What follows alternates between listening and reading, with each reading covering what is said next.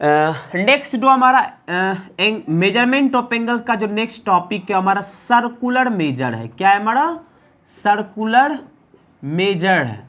Circular major क्या होता है कि एक आर रेडियस का सर्कल ले लो, ठीक है, एक आर रेडियस का हम लोग सर्कल ले लेते हैं और इसी रेडियस के इक्वल में एक आर्क कट करते हैं, ठीक है, ये आर्क कट करते हैं और ये आर्क जो सेंटर पर एंगल सब्सटेंड करेगा वह एंगल 1 रेडियन के बराबर होता है। तो समझ में आया? इसमें रेडियन क्या होता है? रेडियन होता है angle made by an arc of length equal to its radius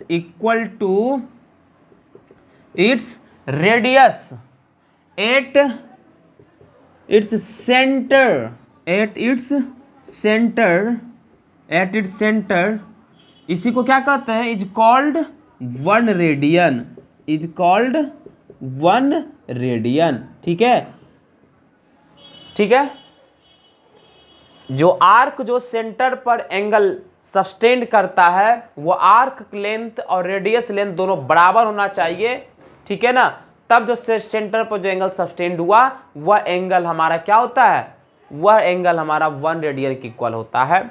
और एक चीज हमेशा याद रखिएगा कि 1 रेडियन जो होता है वह 180 डिग्री के इक्वल होता है, ठीक है। 1 रेडियन किसके इक्वल होता है? पाई रेडियन जो होता है वह हमारा 180 डिग्री के इक्वल होता है, ठीक है। और चलिए हम लोग कुछ रिलेशन को देख लेते हैं, ठीक है ना।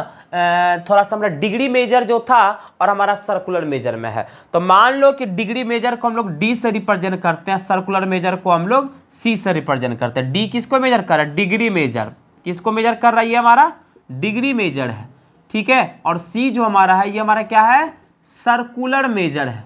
क्या है हमारा? ये सर्कुलर मेजर है, ठीक है। अब देखो तो ये रिलेशन जो हमारा आता है D by 180 is equals to C by pi, ठीक है। D by 180 is equals to C by pi. अब है कि ये एक रिलेशन हुआ और इस रिलेशन के जरिए हम क्या कर सकते हैं कि डिग्री को हम लोग रेडियन में कन्वर्ट कर सकते हैं और रेडियन को हम लोग डिग्री में कन्वर्ट कर सकते हैं, ठीक है, समझे।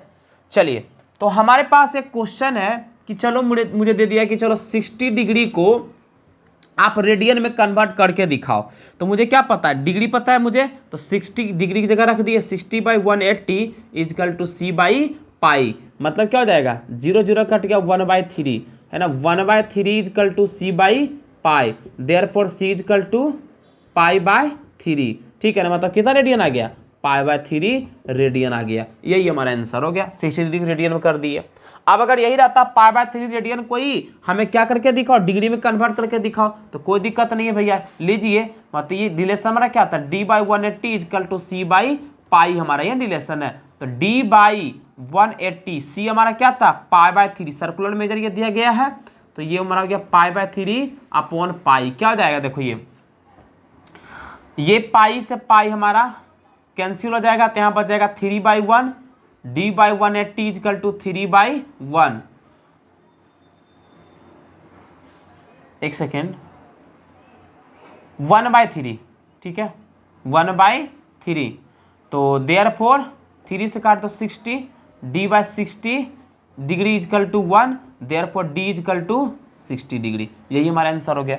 तो ये था हमारा क्या? सर्कुलर मेजर हमारे पास ये कुछ दिया गया था, ठीक है। तो हमेशा याद रखिएगा जैसे इसी में दे दिया जाए कि चलो 75 डिग्री को कन्वर्ट करके दिखाओ, है ना, किसमें? रेडियन में। तो 75 डिग्री हमारे पास दिया गया है। रिलेशन हमारे पास क्या है? D by 180 is equal to C by pi. 75 by 180 is equal to C by pi. काटो तो 5 से काट जाएगा 15, 5 जा 75 और 5 3 जा 15, 5 6 जा 36, ठीक है।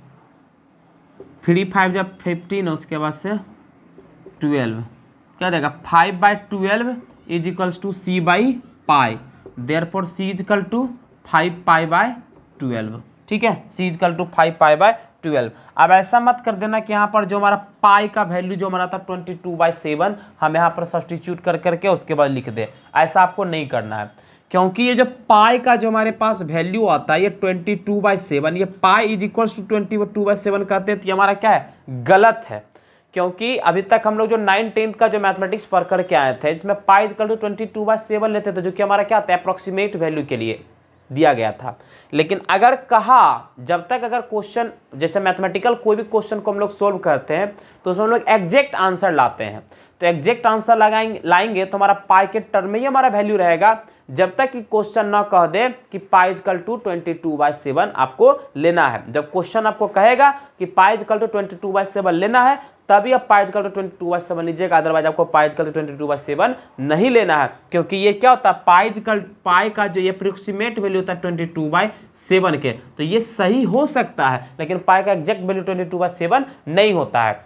और मैथमेटिक्स में जब कहेगा पाई इक्वल टू 22/7 लेने के लिए मतलब वो खुद चाह रहा है कि हमें अप्रोक्सीमेट आंसर लेना वो चाह रहा है। ठीक है, तब उसी अवस्था में पाई इक्वल टू 22/7 ले सकते हैं। ठीक है ना, तो हम कह सकते हैं इसमें कि पाई क्या है, pi is an irrational number, note में लिख दीजिए पहला।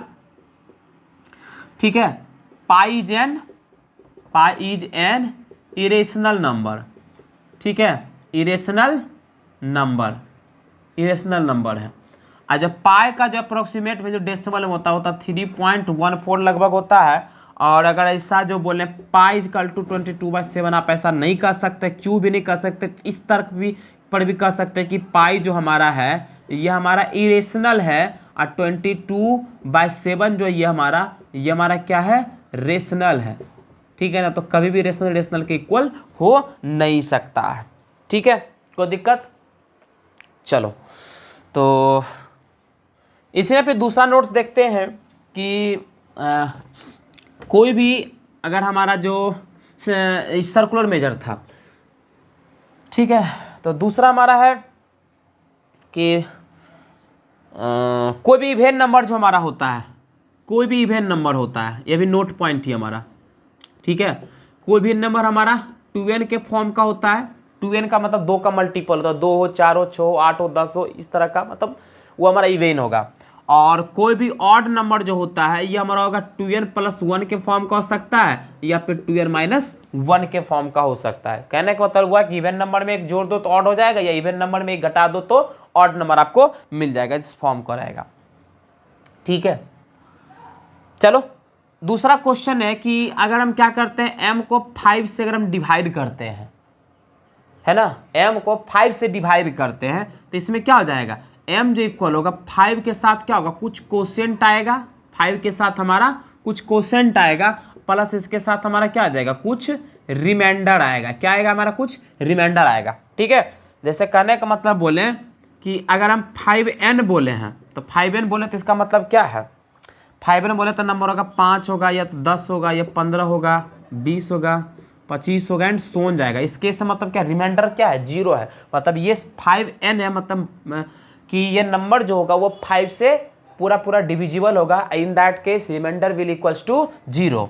अगर ऐसा मिल गया कि चलो 5n + 1 मिल गया तो इसका क्या हो सकता है, 6 हो सकता है, 11 हो सकता है, 16 हो सकता है, 21 हो सकता है, 26 हो सकता है, क्योंकि इन सारे नंबर में अगर तुम 5 से डिवाइड करोगे तो रिमाइंडर क्या मिल जाएगा, आपको 1 मिलेगा। ठीक है, अगर ऐसा रह जाएगा 5n + 3 रह गया तो क्या कर सकते हो तुम, या 8 मिल जाएगा, 13 मिल जाएगा, 18 मिल जाएगा, 23 मिल जाएगा, 28 मिल जाएगा, मतलब कि इन सारे नंबर में अगर तुम 5 से डिवाइड करो तो रिमाइंडर आपको क्या मिलने वाला है, आपको 3 मिलने वाला है। अगर मान लीजिए कि मतलब कि जैसे ही अगर मतलब ये देखो तो ये क्या देगा, कोसेंट हो जाएगा, ये हमारा रिमाइंडर हो जाएगा, इससे पहचान लेते हो। तो और जैसे कि कोई भी नंबर है, जैसे बोले ये 5n + 3, तो 5n + 3 जब बोले हैं तो इसके इस केस में क्या हो सकता है, जो रिमाइंडर जो आपका हो सकता है, या तो हो सकता है 0 हो सकता है, या तो 1 हो सकता है, या तो 2। जैसे पढ़े ना इक्वली डिवीजन एल्गोरिथम, अगर जो आप पढ़े हैं तो इक्वली डिवीजन एल्गोरिथम में आप क्या पढ़े कि a = जो हमारा होता है bq + r जो होता है, ये r जो होता है हमेशा क्या होता है, छोटा रहता है, किससे, b से, तो हमेशा ये छोटा हो सकता है या फिर उसके बराबर हो जाएगा, बराबर हो जाएगा तो रिमाइंडर आपका 0 ही हो जाएगा, मतलब 20 हमेशा वो क्या होगा, छोटा ही रहेगा। समझ में आया? इन्हें क्या 5n + 3 है तो इसका रिमाइंडर 5 से ज़्यादा हो जाएगा, ऐसा हो सकता है। इसका और पॉसिबल रिमाइंडर क्या हो सकता है, या तो इसका रिमाइंडर 0 हो सकता है, या तो रिमाइंडर 1 हो सकता है, या तो रिमाइंडर 2 हो सकता है, ठीक है ना। निगेटिव रिमाइंडर नहीं होता है, ठीक है। यहाँ पर क्या हो सकता है, रिमाइंडर या तो 0 होगा या तो 1 होगा, यहाँ पर रिमाइंडर सिर्फ 0 होगा, ठीक है। तो ये हमारा कुछ था। जैसे कि अगर हमारे पास कुछ नंबर दे दिया 7n - 7, इसमें पता कि रिमाइंडर क्या होगा। तो अभी तो एक a = BQ + R के फॉर्म था तो प्लस R हमारा रिमाइंडर होता था। तो यहाँ पर थोड़ा सा क्या है, गड़बड़ है, यहाँ माइनस अब दे दिया है। अब यहाँ पर रिमाइंडर को कैसे हम लोग फाइंड आउट करेंगे, तो उसको प्राप्त करने का तरीका है जो 7 का जो मल्टीपल जो 7n - कुछ 3 दे दो, 7 नहीं दे दो, सॉरी 7 - 3 दे दो। तो अब यहाँ पर कैसे हम लोग रिमाइंडर लेंगे, तो रिमाइंडर लेने के लिए हम आपको बता चुके हैं कि ये जो हमारा 7 जो है ना, इसको जोड़ दो, ठीक है। इसको क्या कर दो, जोड़ दो, तो क्या हो जाएगा आपका 7n - 3 + 7 हो जाएगा।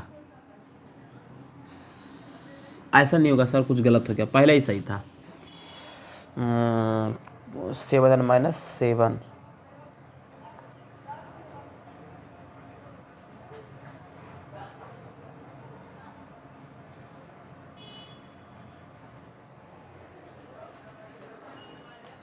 अगर ऐसा कुछ हो जाए, मान लीजिए कि 7n + 12 आ जाए, तो इस केस में क्या अब क्या रिमाइंडर हो जाएगा, तो यहाँ 7n + 7 + 5 लिख दो इसको, तो इन दोनों से देखो 7 कॉमन आ जाएगा, तो यहाँ क्या हो जाएगा n + 1 + 5 आ जाएगा। तो रिमाइंडर आपका क्या हो जाएगा, यहाँ से 5 ही रिमाइंडर आपका हो जाएगा।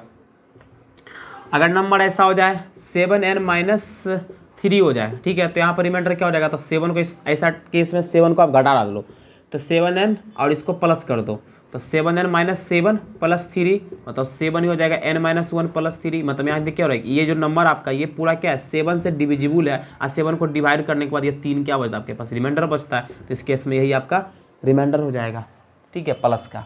तो ये कुछ हमारे पास कुछ छोटी छोटी बातें थी, ठीक है, जिसको कि हम लोगों ने सीखा।